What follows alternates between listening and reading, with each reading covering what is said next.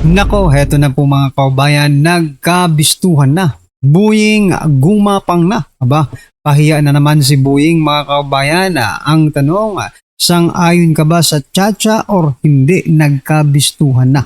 Ayan mga kaubayan, patungkol po riyan ang ating alamin at bibigyan ng reaksyon sa video ito. Pero bago po natin simulan yan mga kaubayan, palike naman po ng video ito. Malaking tulong po yan. Maraming salamat po. At eto nga mga karbi natin.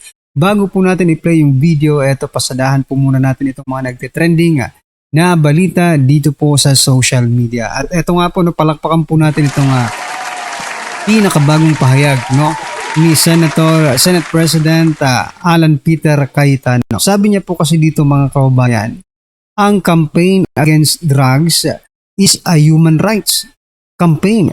A pro-life campaign dahil pumapatay ang drugs. Ayan mga kaubayan, di ba? Kasi ito po ay patungkol mga kaubayan dito po sa kinaharap ni former President Duterte, no? Sabi po dito sa News 5, inilarawan ni Senate President Alan Peter Cayetano bilang pro-life campaign ang drug war ni dating Pangulong Rodrigo Duterte. Totoo naman di ba? Totoo naman mga kaubayan, no? Dahil nakakasira nga ito ng buhay, hindi lang ng mga biktima, pati po yung mga gumagamit nito mga kaubayan, di ba? Yung biktima ng mga adik, hindi lang po sila ang mapiperwisyo, kundi pati buhay mismo ng mga gumagamit ng drogang yan mga kaubayan. Alright? Sabi pa po dito, it really destroys families and communities for so many of those who were on the side of declaring war on drugs. It was not about extrajudicial killings, correct? Because we do not excuse that. Because ang sinasabi nga natin, you have to do it right way. Sa ad niya sa isang live mga kaubayan, no? Ewan ko ba, ito yung mga pulis natin dyan, no? Yung mga nagsasalita. Ito si Torre. Dapat si Torre nga ang unang makakaintindi niyan na yung ginawa po ni former President Duterte is not about extrajudicial killing, no? Pro-life yun Marami po ang mga nasalba ng mga buhay dahil po sa ginawa ni former President Duterte. Yun ang hindi nila nakikita. Di ba? Kung sino patuloy ang may alam sa batas. Di ba? Kasi hindi naman huhulihin ni Torre di ba? Hindi naman aarestuhin ni Torre kung hindi siya naniniwalang wala itong kasalanan. Bobo lang ang maniniwala sa kanila. Diba? Ito pong naging komento ng ating mga kaubayan patungkol dyan mga karibo natin. Sabi po dito, how do you know that Cayetano is lying? His lips are moving. No. Alangan naman magsalita ka, hindi na gumagalaw yung lips mo. Sige nga, magsalita ka. Diba? Sabi po dito ni Raul, how do you know that Cayetano is lying? His lips are moving. Ugok ka ba? Bubo yata ito. Paano ka makakapagsalita? Try nga natin magsalita na kung maintindihan ba tayo. Hindi maggagalaw yung lips mo. Ugok. Di ba? Sabi po dito, bakit buhay pa rin si Baste? Aray ko po. Bakit adik ba si Baste? Napatunayan niyo po ba?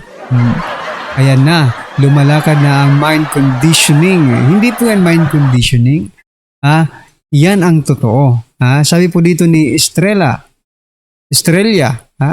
totoo naman kung ang mga biktima ng pamilya at mga pamilya mismo ng adik na nakaligtas at natulungan pro-life talaga ang war on drugs, no? Document nyo nga, no? Para po sa mga mainstream media nagsasabi, extrajudicial killing, no? Document nyo naman po. Wag naman puro yung nagugurgul lang sa war on drugs. I-document nyo naman po yung mga nagbago ang buhay, no? At para ipakita ninyo sa ICC, yung mga nagbago ang buhay nung panahon ni former President Duterte, ipakita nyo naman po. Yung mga na-rehab, yung mga nagbago talaga sa yung pananaw nila sa buhay, di ba? Marami rin Bakit yung puro nagurgur yung ibinabalita ninyo? Bakit Because nase-sensationalize ninyo. Sinesensationalize ninyo yung inyong pagbabalita. Which is unfair doon po sa mga nagbago ang buhay, doon po sa nailagtas ang buhay dahil po sa war on illegal drugs, di ba? Napaka-unfair po ninyong magbalita. Dapat i-sinishare. Kasi sa social media makikita nyo, marami pong sabi, yung anak ko, di ba? Dating ganito, o ng war on drugs, nawala na kasi, di ba? O, nagbago sila, na-rehab sila. Ngayon, bumalik na naman. Ngayon bumalik na naman mga kababayan. Yan po ang palagi nilang sinasabi. Anyway, ano po ang inyong masasabi dyan mga kababayan? Just comment down below ha. Bago po natin i-play yung video mga kababayan, eto muna. Si Senator Ping Lacson. Ito, balasahin natin itong si Lacson mga kababayan. Sabi niya po kasi dito mga karabin natin, Lacson, sinabing hindi binusog ng pera ni Soto ang mga senador, kaya ito napatalsik. Aba naman, hanggang ngayon hindi ka pa rin makapag-move on, Lacson. Diba? Hindi pa rin makapag-move on si Lacson mga kababayan. Pero teka lang. Sa auditin ko sabi po ni Lacson, sinabi niya na hindi binusog ng pera ni Soto ang mga senador, kaya ito napatalsik. Unang-una, hindi naman po si Soto mga kababayan ang nagpapabusog sa mga senatong na ito. Diba? Si Soto po ang binusog. Hindi niya binusog yung mga kasamahan niya dahil siya po ang nabusog. Yun ang totoo. Ano po ang sabi ng Brave 18 Marines mga kababayan? Dineliver po sa opisina ni Soto. Aray ko po. Ibig sabihin, mga kababayan, hindi si Soto ang nagbibigay. Kasi, di ba? Siya ang binubusog. Huwag niyong lukuhin ang taong bayan, Lacson ito po ang naging komento ng ating mga kababayan patungkol dyan sa pabusog-busog ni Lacson. Si Tota ang nabusog ng mali-malita. Correct. That's what I'm trying to say. Diba? Sige nga, Mr. Senadora, tanungin mo yung mga marino kung saan nila dinala ang malita. Correct. Baka hindi ka na, sa bagay, ewan ko kung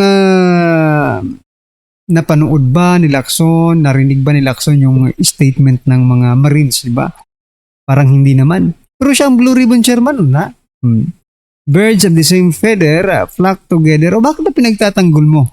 Yun na lang. Bakit mo pinagtatanggol si Soto? Let Soto. Hayaan mong si Soto ang magsalita. Huwag mong depensahan. Bakit? Inutil ba yan para hindi makapagsalita na, hindi ako nakatanggap. Bakit ikaw pang nagdidepensa? Speaker ka na rin ba ngayon ni Soto? Aray ko po.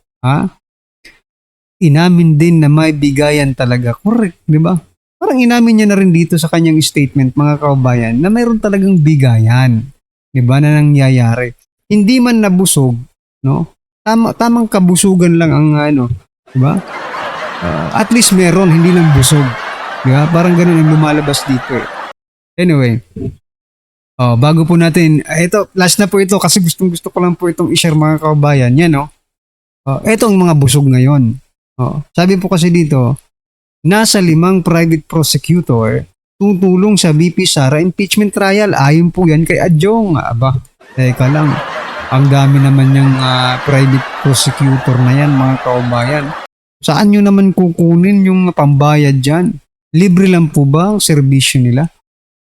Ay, napapatanong lang po tayo. Or ilang maleta ang matatanggap nila pag nakipag-participate sila or tumulong sila dito. Diba? Ilang maletang basura, Adjong, pag nalaman, pag lumabas, ang baho na yan. Pag lumabas, pagdating ng panahon na pera ng taxpayers ang ginamit ninyong mga hinayupak kayo, pambayad dyan sa mga private prosecutor sa paglilitis kay BP Sara, makakatikim kayo sa taong bayan. Bakit? Bakit gusto ba ng taong bayan na mag-hire pa ang gobyerno ng 5 private prosecutor para i-impeach si BP Sara? Tapos pera namin ang gagamitin niyo, walang iya kayo. Diba? Nadadala lang tayo mga kababayan nadadala lang tayo kasi tingnan mo naman, 5 prosecutor tapos alam ka namang libre lang ang mga na yan. Diba? Kung di kampanilya yan, Ano yung tawag yung mga abogadong di kampanilya, di ba? Mahal po ang bayad dyan. Ha? Kasi wala namang libre dito sa Pilipinas. Lahat may bayad yan, mga kababayan. Ha? Oo. Ang tanong, kaninong pera ang gagamitin ninyo? Personal bang pera ni Adjong ang ibabayad niya dyan? Or pera ng taong bayan? Nako! Anyway, ano po ang inyong masasabi dyan, mga kababayan? Just comment down below. At eto na nga, pasadahan na po natin, mga kababayan, yung video. Pasok pa. Okay, pagpalagay na natin na hindi totoo yung sinasabi nitong si Senator Amy Marcos na isa sa mga motibasyon kung bakit napalitan itong si Tuta Soto dahil doon sa ugong-ugong na charter change. Ang tanong dito kay Ping Lacson, kung sakali bang itutuloy, sang-ayon ka? Isang like at isang subscribe, masaya na ho tayo dyan at sa mga gusto sumali sa ating community, yung joint button, nandyan lang ho sa baba. Kasi pinagpipilitan nitong si Pinky na yung sinabi nitong si political strategist Lito Banayo at nitong si Senator Amy Marcos, walang katotohanan. Hindi naman pinag-uusapan sa caucus yun eh.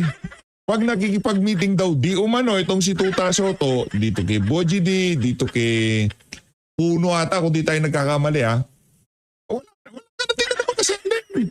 nagpupunta sila sa hotel at doon nila pinagpaplanuhan di umano yung charter change na yan at term extension sa mga boboto para sa impeachment nitong si BP Sara.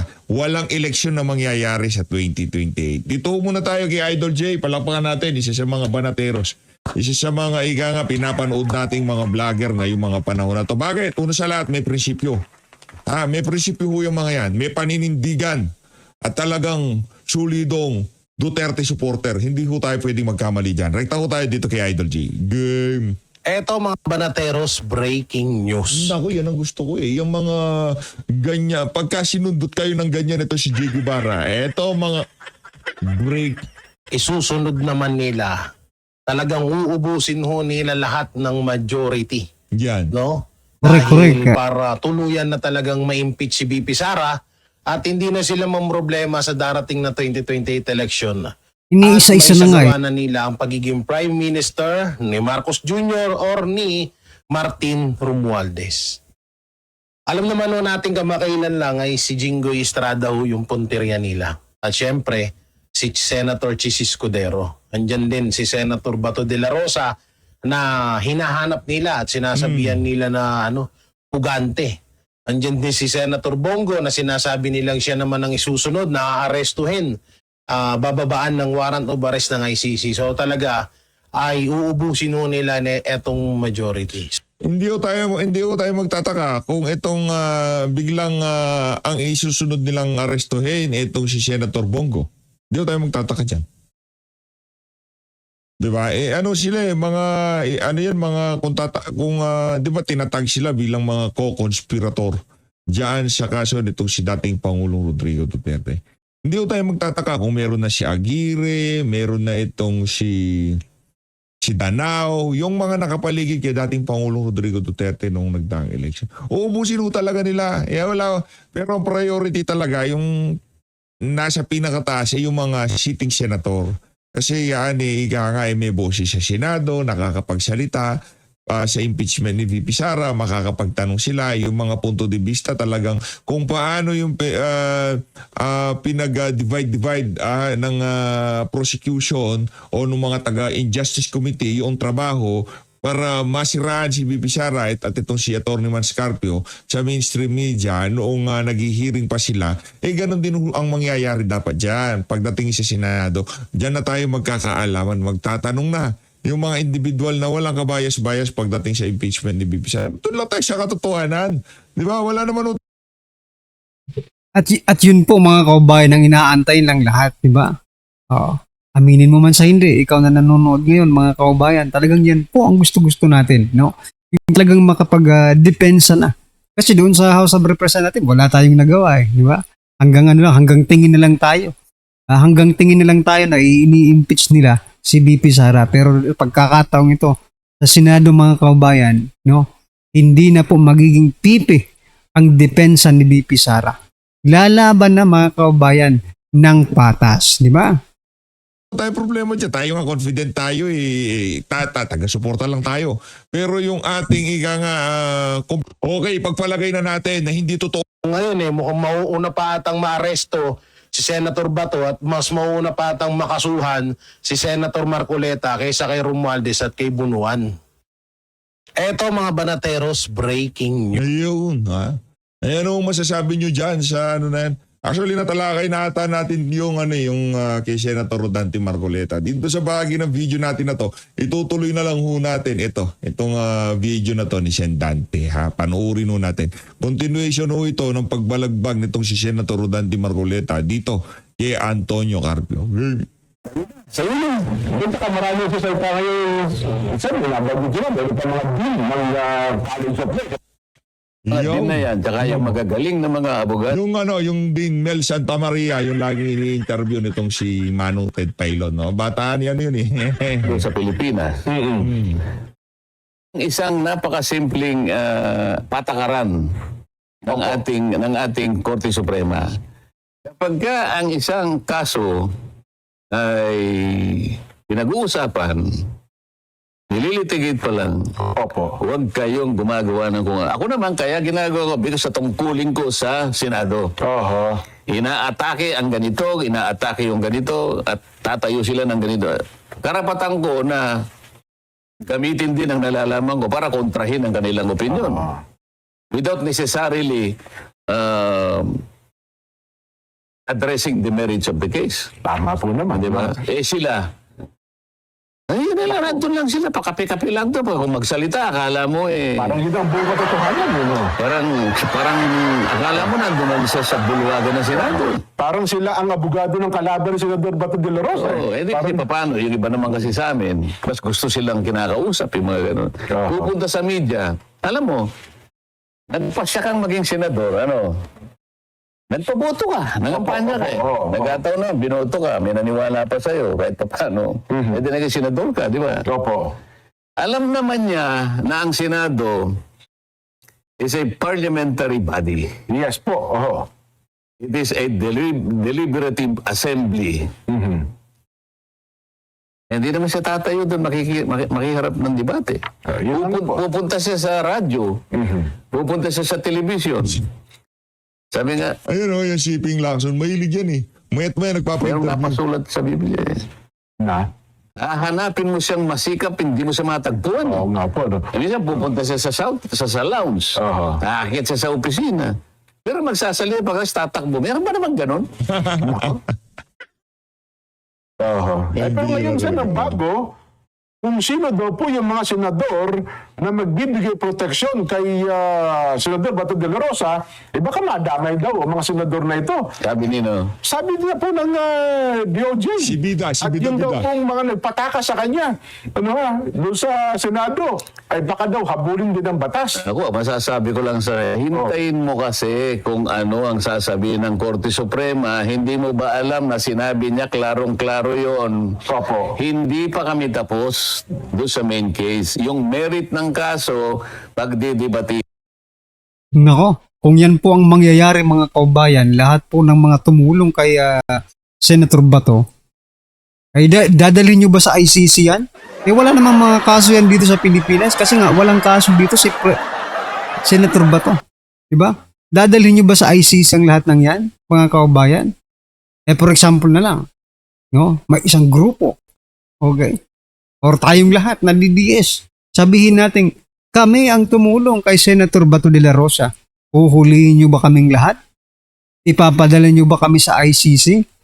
Ano po ang nalabag naming batas ng Pilipinas? Oo.